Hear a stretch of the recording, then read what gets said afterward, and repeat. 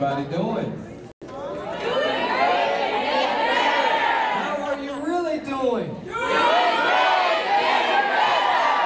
give yourselves a round of applause and get to your first time. Now I want to introduce you to a good friend of mine, Mr. Dr. Tom Benson. Tom has been an aerospace engineer at NASA Glenn Research Center for a long time. But really, he has a passion and an excitement to be able to work with young folks, to be able to educate you about aerospace engineering, how you can take content and apply it to your lives in every different aspect. Tom has actually gone around the country and done presentations as one of the Wright brothers. He's got a historical background and information about aviation and design through the Wright brothers experience.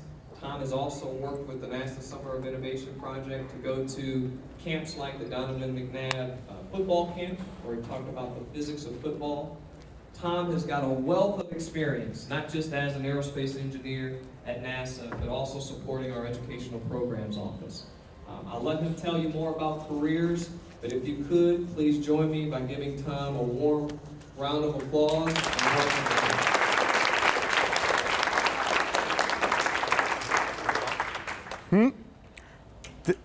Does this microphone does? This microphone does. Good. All right, everybody's having fun. Are you going to hit the buttons? Yes, I am. Oh, good. Great. As I said, my name's Tom Benson, and I'm an aerospace engineer at NASA Glenn Research Center. A lot of times I like to tell people I'm a rocket scientist. I really am. I'm giving you my email address. And it's valuable. If any of you guys want to write that thing down, if you're thinking about being an aerospace engineer and you get a question and you wonder, and what should I do? I spend about an hour and a half to 2 hours every morning answering emails from all around the country from people who are trying to figure it out. I'm going to try to help you figure it out. All right, the first thing I want to ask you is, slide, who wants to be a millionaire? All right, yeah. How many of you have seen that television show, Who Wants to Be a Millionaire? A good buddy of mine who works in the education program office was actually on that show, won $250,000. I was his phone-a-friend. And it was kind of cool. And I got my question right. It was scary, because I just got to hear it on the phone, a real quick answer. So, you know the way the game works at the TV show? They ask a question that has 4 possible answers. All right, here's the question. The question is, of these 4 words, which one is closest to the meaning of the word engineer or engineering? Is it A, engine, B, enigmatic, C, ingenuity, or D, indigent? Anybody know what indigent means? Okay, how many think it is A, engine? All right, good. How many think it's B, enigmatic? That means kind of wild. How many think it is C, ingenuity? Very good, excellent. And D, indigent means you're poor and you don't have any money. That's also a lot of engineers. But the answer is C, ingenuity. Yes, it is ingenuity. What is ingenuity? Who can tell me? Who can tell me what ingenuity is? Real quick. Real loud. Another word for engineer. What does ingenuity mean? If you're ingenious, what are you? What are you? Real loud. Mechanic. Mechanical. Okay, what's ingenuity? Being a problem solver, being clever. Being clever. I have my own definition for what an engineer is. And an engineer is a clever person. That's the key thing. You don't have to be the smartest crayon in the box, but you got to be clever. You've got to figure out how to solve problems. You use skills in science and math, and you have to build something. Engineers are people who are clever, they use skills in science and math, and they build something that makes the world better. Real simple definition. And as we said, there's some key words there. Clever is the key, science and math is the other key, and you got to build something. All right, now you guys, I think, have already seen all the different types of engineering. So you know that the Queen Mother Everything starts out as mechanical engineering. Where's the mechanicals?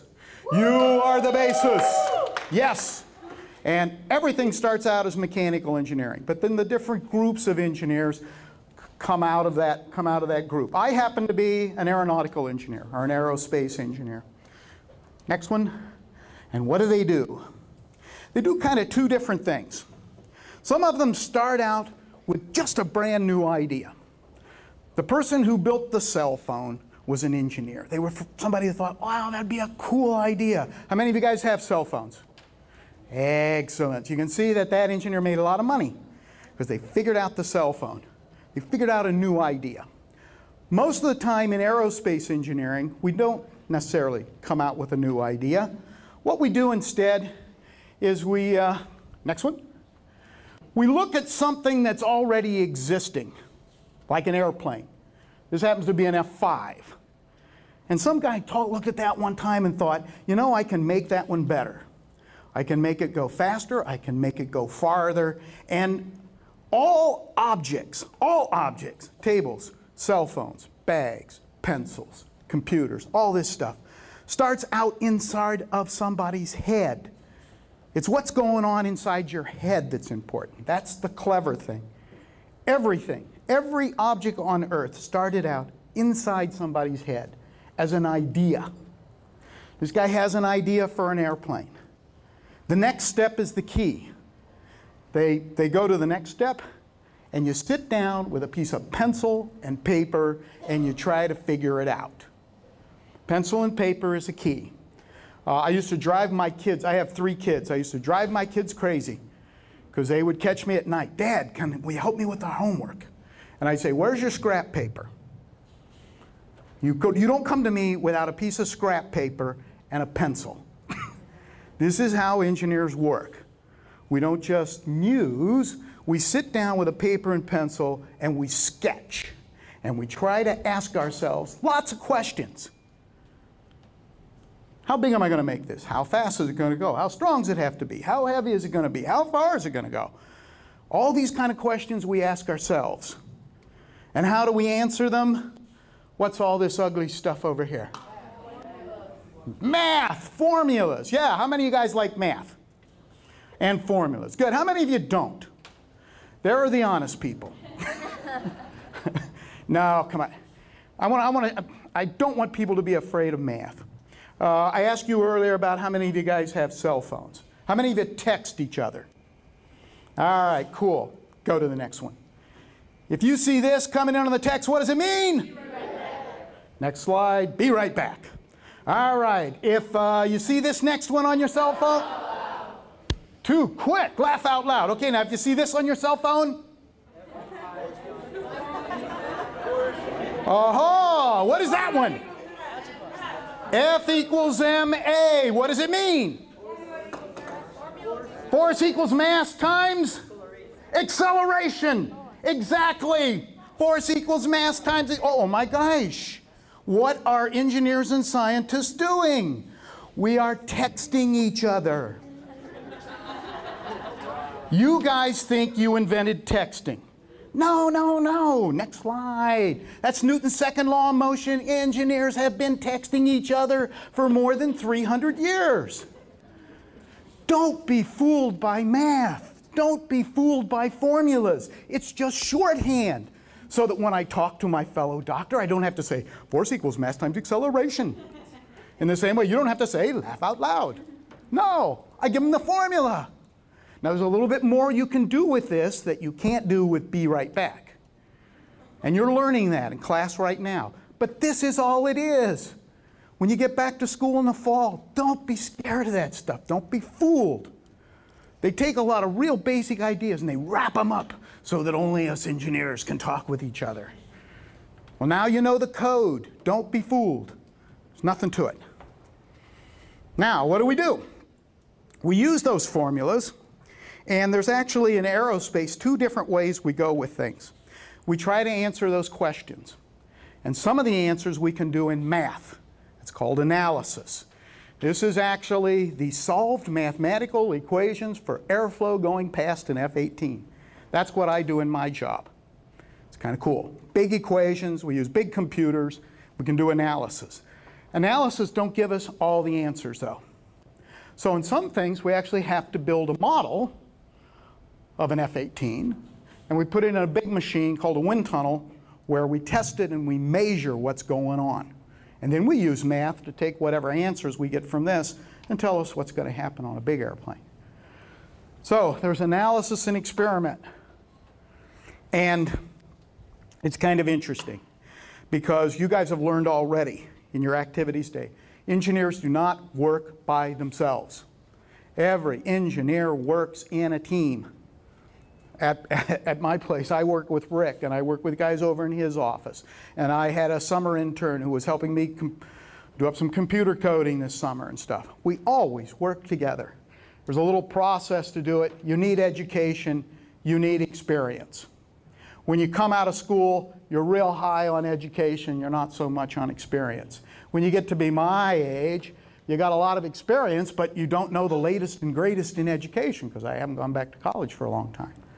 So there's a weird balance there. And if an engineer really wants to keep up his stuff, he's a lifelong learner. You'll be going to school your whole life.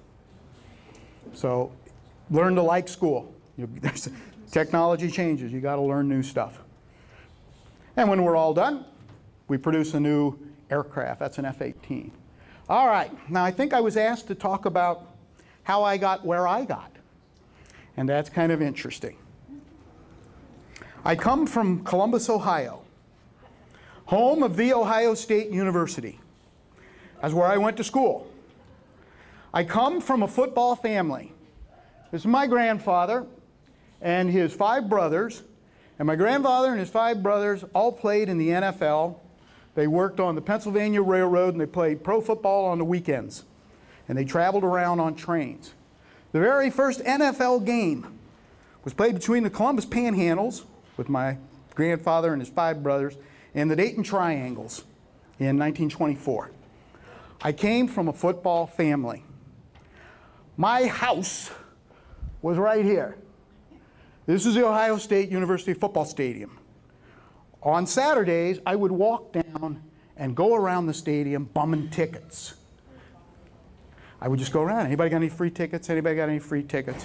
And I got in every game in 1957 and 1958, almost all of them in 59. People would just give me tickets, and I'd go to football. And I play football. And it was expected. I played football in 4th, 5th, 6th, 7th, 8th grade. And it was expected when I was a kid that I was going to be an All-American here at Ohio State. That was the expectations set by my family, set by my peers. I was pretty good. I was a quarterback and a linebacker, real fast, fastest guy on the team, smallest guy on the team. I lifted weights, I ate everything I could eat, and I never got big. And you can't coach big. You either got it or you don't. And I didn't. I used to, my grade school was right here. I'd go walk down the alley, go to grade school. There's my football field where I play football all the time. Now, why am I bringing up all this stuff in football? How many of you guys play sports?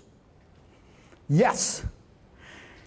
Most engineers have played sports. Why? Next slide. Well, there's things that you learn playing sports. Sports is important. You learn teamwork. You learn sportsmanship. You learn how to lose. You learn how to deal with defeat. When you're an engineer, you don't get it right the first time. You don't get it right the second time. In fact, we like to say you only get it right the last time. When you can finally get something that works, then you move on to the next problem. But in between there is defeat after defeat after defeat after defeat. If you take defeat personally, you won't be an engineer. You won't be a scientist. You won't be able to take it. You won't be able to do it. You have to learn from being defeated and what did I do wrong and how can I do it again and what am I missing? It's kind of slick stuff. It's stuff you learn playing sports. You need discipline. You need responsibility. These things, self-confidence, courage, living healthy. Engineers a hard job. It's mental, but it's a hard job. You can't be sick. You want to be healthy. Most guys that are engineers at our place, we run, we lift weights, we do all that kind of stuff. The things that you learn playing sports, even science and math. And when we put this up, a lot of people go, oh, there ain't no science and math in sports. Yes, there is. Yes, there is. You learn about center of gravity. You learn a gut feel of what forces and motion are. You learn that when you throw a pass, you don't throw a pass to where the guy's standing, you throw the pass to where the guy's going to be. How do you think we send ships to Mars? We don't shoot a rocket to where Mars is. We shoot a rocket to where Mars is going to be when we want it to get there. There are things you learn on the football field in a gut level, or on the soccer field, or on the baseball field, or in track that's going to help you your whole life. And it helps you in your whole life whether you play football, or when you go to high school, or when you go to college, or if you become an engineer. These skill set people look for. So develop them. I'm not anti-sports. My path. Again, I went to Holy Name Grade School, which was right down the alley from me. I went to Bishop Watterson High School, and then I walked across the place to go to Ohio State University and studied aeronautical engineering. Because I went to Holy Name Grade School and Bishop Watterson High School, I had nuns, sisters. How many of you guys have heard that sisters are real mean to people? And they smack you around, and they pull on your ear, and they make sure you're disciplined. Everybody hear that? It's all true. I'm the result of that. When I was in 6th grade, Sister Karina got me. We used to be graded not just on our math, science, history, geography. We got graded on conduct and deportment. So we would get a grade on how well we behaved in school. Sister Karina in 6th grade gave me straight A's and a B in effort. True story. Now, I don't know what the vernacular is today, but I got in her face. I went to the sister, how could you possibly give me straight A's? I did everything you asked me to do, and you gave me a B in effort. You said I wasn't trying. That's impossible. She says, Mr. Benson, you're a real smart guy, but you don't do any extra credit. You don't go the extra yard. You could do more with what you have. I've been given gifts to see things and to work things, but I was sliding through. I was just gliding through. And you know what? She was exactly right. She had me cold. I could not argue with her. I was just coasting through. And when I got home and my folks saw the report card, in those days, the folks backed the teachers. The folks didn't back the kid. And my dad's kind of like, are you just coasting through? Yes, I'm just coasting through. Sister Karina already gave me this talk. Yeah, I know, she talked to me too. Okay, straighten up, boy. Fly right. And it made a difference in my life. That's why I remember it 50 years later. It made a difference. She was exactly right. If you're given skills, and you're here at something like this, where you have opportunities and you have skills, use your skills. Overachieve. There's nothing wrong with being an overachiever. Overachievers are the guys that end up winning. Who wants to be a millionaire? They're the guys with the millions. Those are the overachievers. Don't settle for less than you are. I started down that path. Luckily, the teacher and my folks got me straightened out. That's why I work at NASA.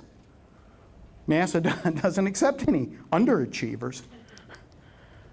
There's me when I had hair. This is actually the story of my career. There are little numbers on here that start at 70 from 1970 and go all around in a big circle and end up in 05, and actually we could put 10 on there. These are all the things I've got to do by being an aeronautical engineer. Now that's kind of funny, because you'll notice there's lots of crazy stuff on here. From 70 to 75, I was in the Air Force for 4 years, and I actually got to work on wind tunnel testing of F-16s, F-17s, B-1s, all kinds of cool military aircraft. Really slick. I went back to graduate school in 1980 and worked in blood flow. Now, what's the connection there? Well, air is a gas, and air moves. And there are equations that describe how air moves. I had to know that to do this. Guess what? The same equations, the same physics describe how blood goes through your heart, through your blood vessels, all that. My master's thesis was on how little blood cells go through the capillaries down in your finger. I built a computer model of it. It because we were worrying about what the uptake of gases were through the sidewalls. Now, all those things I had to learn about airplanes, I had to learn about metal, I had to learn about physiological systems. I know how to work a stethoscope. I had to take classes with MD doctors at the doctor school. I'll let you in on a little hint. Those guys aren't any sharper than any engineer. I used to bust their curve. It was kind of fun. You know what bust a curve means? Never heard that phrase? That means the guy that gets the A. That's the guy that busts the curve in college. You'll have a whole bunch of people that'll get 60, 70, 80 on a test. And one dumb guy will get 100. And then if they grade on the curve, which means they kind of balance all that stuff out, that guy busted the curve. I used to bust the curve in med school because those guys aren't all that sharp. I'm not that sharp, but I work real hard. When I came to NASA in 1980, I started working in hypersonics. I build computer models, but I work with a guy that does experiments. So we were trying to build better computer models. This is me sitting in front of my computer. I got to work on National Aerospace Plane, big project. Tried to build a runway to orbit vehicle. I got tired of doing this stuff. That's kind of weird. When you get on an engineering job, sometimes you're just doing the same thing, day in, day out, day in, day out. You probably notice I'm type A. I'm easily bored. I got bored doing that, so I quit. I was at the top of my game, and I just quit. And I went off and worked space, and I did space fluid mechanics. And we actually had an experiment that flew on the space shuttle. It was kind of fun. Got to work on that for a while. Then I went off and studied just some fundamentals, some fundamental graphics and how fundamentals work. And what I've done most recently here is actually doing computers games. My son was at the age where he started to play computer games, and I built computer games that are available on the World Wide Web about how airplanes work, how jet engines work, how model engines work. And that's what I do now. I do education stuff for computer games. So with that, I'm going to throw this open for questions. I know you probably got a lot of questions about all the crazy things that's up there, but I want to leave you with this one. Kids ask me all the time, what's the most important thing that I can do in high school and stuff to become an aerospace engineer? And the answer is everything counts. The coolest thing about engineering is you get to use every one of your skills. You use graphic skills, you use speaking skills, you use your mental, you use math and science, you use everything. That's why it's a cool job. And you can jump back and forth and do all kinds of crazy stuff. All right, questions. Let's have it, and I'll stump the band.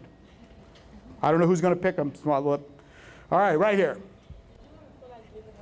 Did I ever feel like giving up? Yes. Everybody feels like giving up. I was a top guy. I was the top boy in my high school class.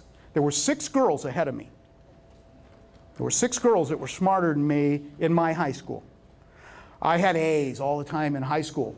My very first quarter at Ohio State, my very first chemistry test, I got a C. I'm like, oh my God, I'd never seen one of those. I thought this was the end of the world. Well, I was beginning to get back into my old habits of sliding through.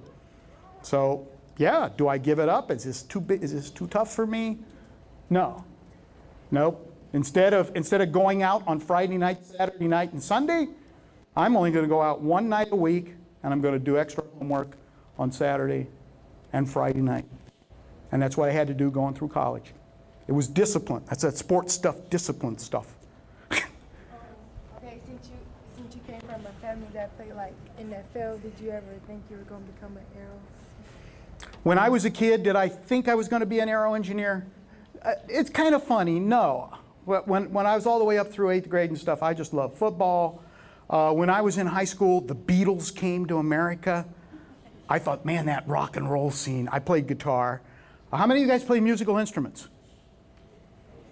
There's a disproportionate number of scientists and engineers who play musical instruments. And by that I mean a lot of them do it. We have a band at the lab, and I play bass.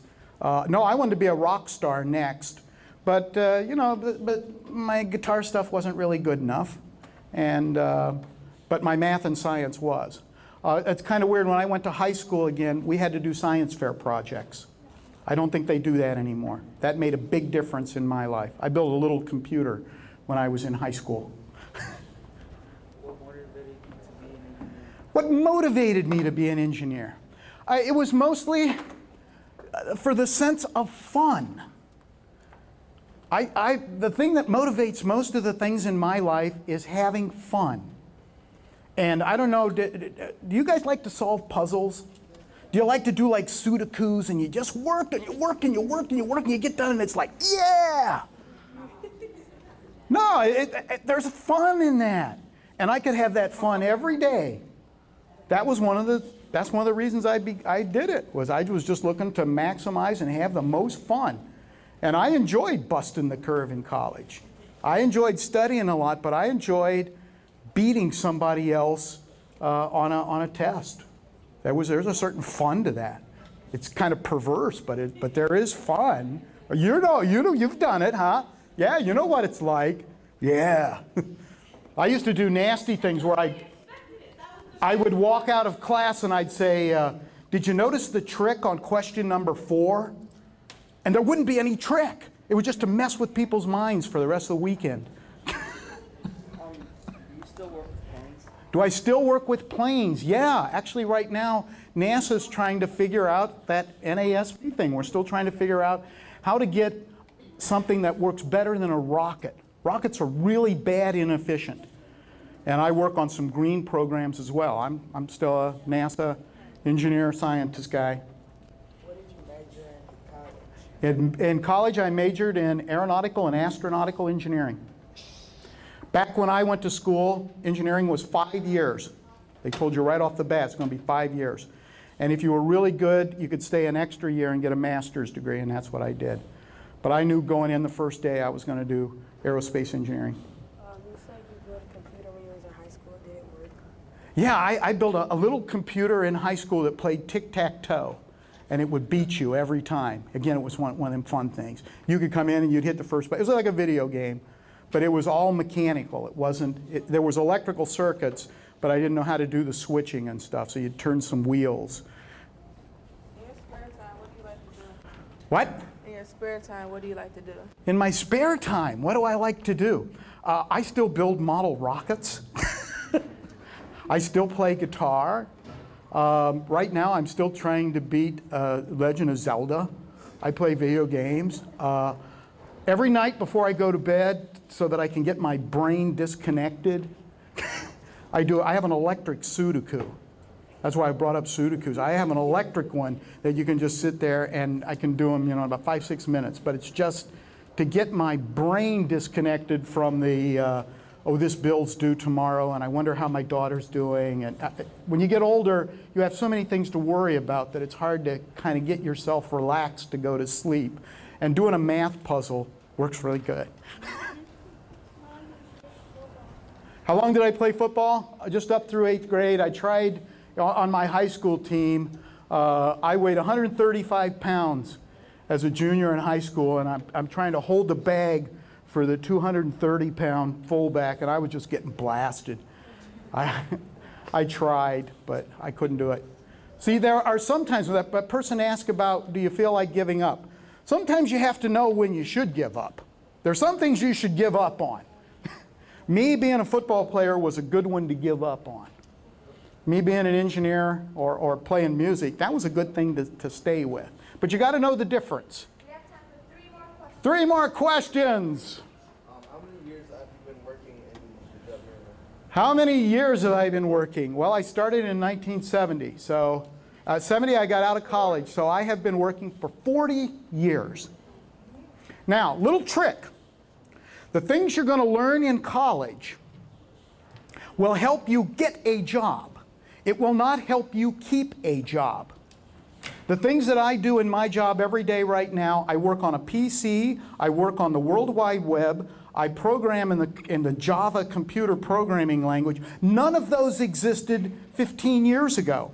25 years after I was out of college, or whatever it was, 25 years after I was out of college, they're inventing things that I have to know how to do now to keep my job.